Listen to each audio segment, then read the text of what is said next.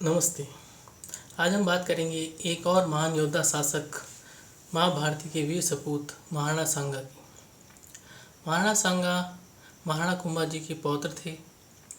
महाराणा सांगा जी का जन्म सन 1482 ईस्वी में मेवाड़ प्रांत के चित्तौड़गढ़ में हुआ था।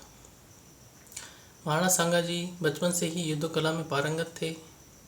सन 1509 ईस्वी में महाराणा सांगा जी मेवाड़ के राज सिंहासन पर विराजमान होते।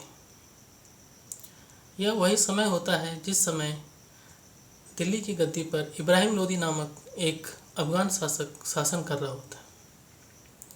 इन कठिन परिस्थितियों में महाराणा संग्राम सिंह, या जिन्हें हम इतिहास में महाराणा सांगा के रूप में जानते हैं, उन्हें कठिन चुनौतियों का सामना करना पड़ता है। महाराणा सांगा के समक्ष सबसे महत्वपूर्ण चुनौती थी संपूर्ण राजपूतानी को एकजुट करने की, और वे इस चुनौती में खरे उतरते हैं। वे न केवल संपूर्ण राजपूतानी को एकजुट करते हैं, अपितु इब्राहिम लोदी को भारत से बाहर खदेड़ने के लिए भी प्रेरित और उत्साहित करते हैं संपूर्ण राजपूतानी को।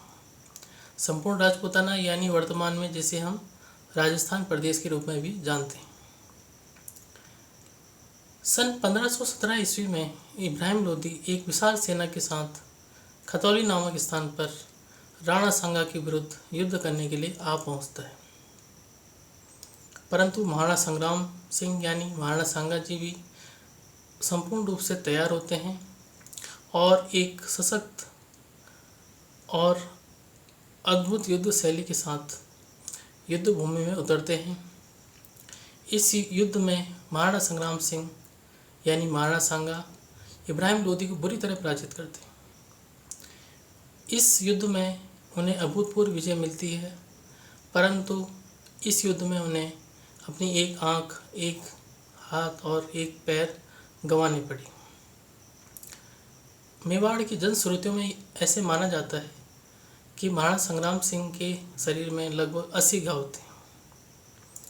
इस युद्ध में मिली अभूतपूर्व विजय के पश्चात संपूर्ण उत्तर भारत में राणा सांगा एक शक्तिशाली शासक के रूप में उभरने लगे थे।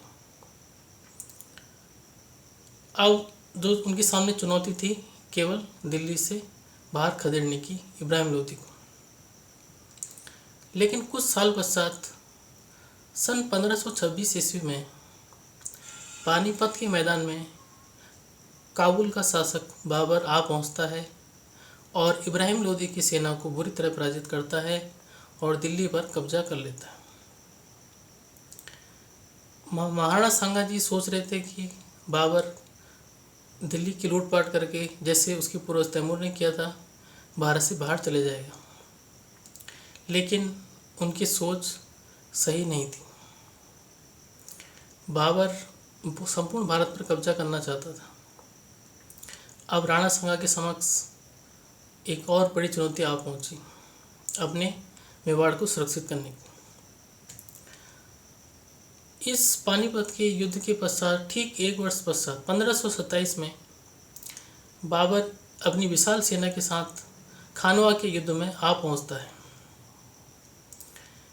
इस युद्ध में महाराणा संग्राम सिंह के पास लगभग 1 लाख से ऊपर सेना होती है, जबकि बाबर के पास लगभग 50,000 की सेना होती है। संख्या बल में महाराणा संग्राम सिंह यानी राणा सांगा के पास बड़ी सेना थी, परंतु आधुनिक अस्त्र शस्त्र उनके पास नहीं थे। जैसे बाबर के पास तोपें और अच्छी बंदूकें थी, लेकिन राणा सांगा के पास ये चीज़ें उपलब्ध नहीं थी। इस युद्ध में राणा सांगा युद्ध भूमि में ही घायल हो जाते हैं और उन्हें वहाँ से ले जाया जाता है।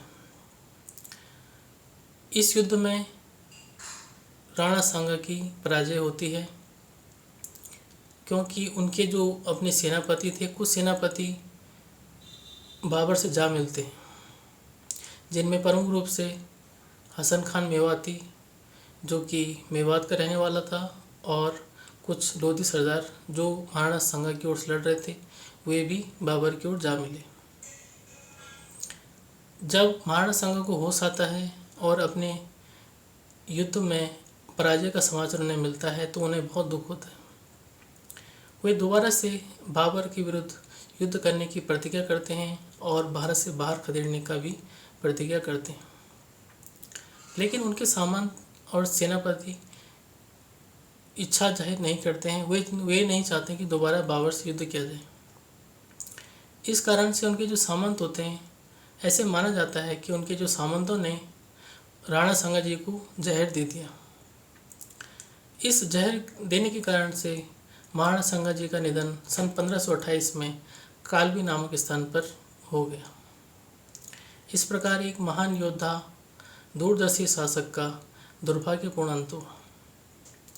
परंतु जो उन्होंने अपने जीवन में अपने मेवाड़ प्रांत और संपूर्ण भारत के लिए एक आदर्श प्रस्तुत किया कि हमें अपनी मातृभूमि के लिए किसी भी प्रकार से कोई कसर नहीं छोड़नी चाहिए और स्वतंत्र करने के लिए हमेशा प्रयत्न करते रहना चाहिए। तो इस प्रकार से ये थे हमारे महाराणा सांगा की शौर्य गाथा। आशा है आपको महाराणा सांगा के विषय में जानकारी अच्छी लगी होगी।